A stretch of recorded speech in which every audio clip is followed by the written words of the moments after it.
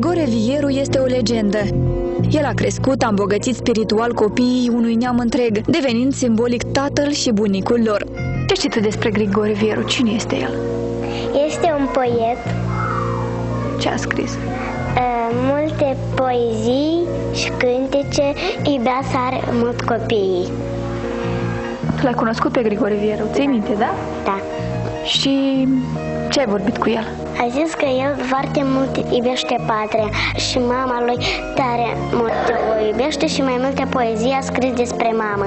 Mama ne mângâie, soarele lucește, soarele e unul, mama una este. Buzele tale sunt mamă, o rană tăcută mereu, mereu presurată cu țerna mormântului tatălui meu. Emoționați, dar încrezuți în ceea ce știu, încearcă să-și mai amintească câte un vers. O fetiță cu omladă a scris mama pe zăpadă, iar din urmă vine vântul, șterge supărat cuvântul. Vântul rău e peste seamă, vântul nu știe de mamă. Deși poate nu înțeleg pe deplin sensul poeziilor lui Vieru, știu cu exactitate ce valoare reprezintă poetul pentru neamul nostru.